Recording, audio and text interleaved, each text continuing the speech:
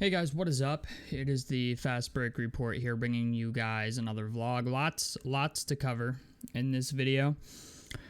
I want to start off by saying we hit 2,000 subscribers.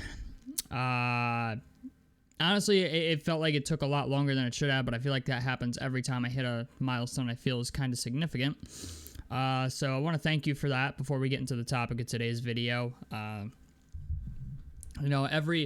Every day I'm kind of blown away by some of the things that I see on YouTube and other things on not just YouTube, but like on Reddit and stuff like that.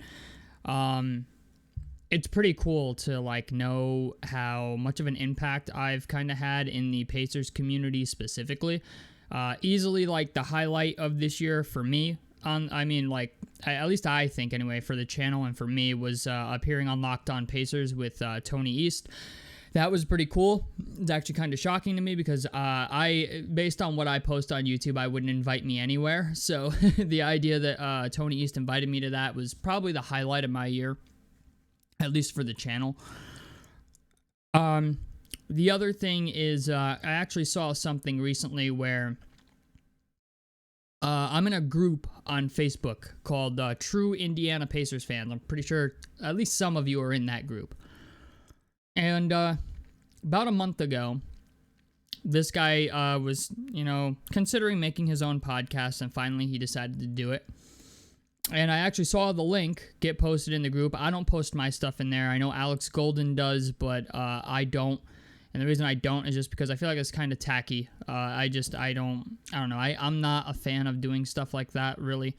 But this new guy posted a link to his video, and I clicked on it, and within the first minute, he explained why he was doing it, and the first thing out of his mouth was, I watch a bunch of other people, and the first name he mentioned was Fast Break Report, so I was kind of like, yeah, like, I'm glad, like, I'm inspiring other people to do it too. Like, that's pretty cool, because it kind of feels like a full circle thing, because years ago, when I was doing NBA 2K content, I had this little kid make a video. He couldn't have been any older than 7 or 8 years old, saying that myself and Chris Smoove were the two people that inspired him to make YouTube content. And at the time, if you played NBA 2K, Chris Smoove was like the biggest name in NBA 2K back in like 2K13, 2K12. So the idea that this kid put me in that same like conversation, I guess, with Chris Smoove was something that, like, still to this day, I'm like, that's crazy. But anyway, let's get into the reason why everybody's here. So thank you again that, we're at 2,000 subscribers. I feel like got a long road ahead of us, but Pacers beat the Phoenix Suns last night, 120-111. And I actually had this game on. I didn't pay a lot of attention to it. I was kind of like doing two things at once. But Pascal Siakam had his best game as a Pacer since being traded for. He had 25 points, 18 rebounds, 3 assists, 1 steal, and 1 block. And Kevin Durant showed us that even though he's old as hell, he can still ball out. He had 37 points, 10 rebounds, 6 assists, and 1 steal. I gotta be honest, man, there's a lot of good to cover about this game. It's pretty funny. Pascal Siakam had himself a 25 and 18, and it seemed like the highlight of the night was Obi Toppin getting the basketball off the sanction. Like, even in the Discord and all over social media, the only thing I saw was Obi Toppin jumping to basically the top of the basket to get the ball, like, you know how sometimes it gets stuck behind the backboard, literally jumping and not using a ladder to free the ball up, and like that was like the most mind-blowing thing of the night. Even though he did his famous East Bay dunk in this game where he puts the ball through his legs and dunk it. Lots of good to come out of this game. We got Andrew Nembhard back. We also got Ben Shepherd back. Ben Shepherd was a little rusty, 0 for 3 from 3, 1 of 4 from the field. But we had a lot of guys in double figures. This is a game where Siakam had 25, Mathurin had 16, Miles Turner had 19, Halliburton had a double-double with 13 and 12, Nembhard had 19, Obi Toppin had 13 and 8, TJ McConnell had 11. Almost the whole squad finished in double digits. The only people who didn't were Thomas Bryant, who only got 4 minutes, which was kind of shocking. and Jarris Walker, who only got 5 minutes. And Ben Shepherd played 16 minutes, but only got 2 points. But really, everybody else who played scored in double figures. That's a damn good game, okay? This is one of those games where Tyrese Halliburton didn't have to backpack the squad. He had 13 points, 12 assists, 4 rebounds. Andrew Nembhard showed out, 12 of 16 from the field, 5 of 6 from the free throw line, 2 of 2 from 3 with 1 steal, and had 0 turnovers. Miles Turner was very good last night too, 19.6 rebounds. This was a very good matchup for us, by the way, as well. Obi Toppin in the past week has looked a lot better. I'm very curious to know. I don't know if I can get his last 5 game averages off Basketball Reference, but Obi Toppin has been balling the last week or so. And he was a guy that I was pretty positive they were going to trade. Now, not so much. He's been, his last 5 games, he's been pretty ridiculous. Granted, there was one game where he didn't play so great. He, shot 4 of 11, 3 of 9 from 3. But Obi Toppin is a guy that, I think is kind of incremental to the bench now at this point.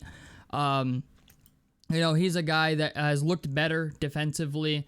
And really, I think that was the thing that was really hindering him from staying on the roster. One thing I think people should understand about this team at this point is if you don't make any effort to play defense, unless your name is Tyrese Halliburton, you're an eligible trade piece. And even Ben Mathurin, I don't think is safe from this. I'll throw that out there as well. Ben Mathurin, as good as he is, if you don't play defense, Rick Carlisle in the front office will find a way to make you play defense. And so far, Obi Toppins is really, really he's gotten it's visibly better on defense. Getting Andrew Nembhard back has been really huge. Honestly, I feel like we suffer a lot defensively without Andrew Nembhard. We still don't have Aaron Nesmith, who I'm really hoping we get back sometime soon. But all in all, team has played a lot better. And the good news is they're finally hitting their stride at a really important time. The schedule is about to get a lot tougher. It sucks that we couldn't, hit a gear and get out and running, any sooner. But the team finally looks like they're getting out and running. They're playing defense. I don't know what happened, but something happened where they are looking like they're kind of full of life again. The record is 13-15 at the moment, but if we go to their schedule and results, I think that it doesn't tell me here, but they've won 3 in a row. So it's good news. You know what I'm saying? It's good that the team is finally seems like they're hitting their stride. I think we play. I'm not sure who's the next team we play. But I will say this, I think it's on, it's on December 22nd, we play the Sacramento Kings. Then we play the day after that, on December 23rd, we play the Warriors. And then on December 26th, we play Oklahoma City. So all potential playoff teams are the next 3 games. I feel like that's going to be a real test of our character. Mostly because, even though we played Phoenix, and Phoenix is very good, I feel like that's kind of I feel like they don't match up well against us. Josef Nurkic is kind of a traffic cone on defense, and he's not a perimeter defender. So Miles going off against him was kind of expected, even though there's been times I've thought that as well, and Miles has not provided. But last night he did. Got to give credit where it's due. Everybody was great last night. I will say this, being that Jarris Walker didn't play much and Thomas Bryant didn't play much, that's a little concerning to me. But Jarris Walker at this point, at this juncture, kind of looks like he's the odd man out. And I hate to say that because Jarris Walker's a guy that I think will go someplace else and with, some given time will become a really good player. I just don't think he fits the timeline of this team. I just don't. Even Ben Mathurin's a guy that you could argue doesn't fit the timeline of the team. It's just he's coming into his own a year or so faster than Jarris Walker is. Obviously, Jarris Walker is the better defender. But as far as a complete bag, Jarris Walker's been decent from 3. He's been a decent 3-and-D guy.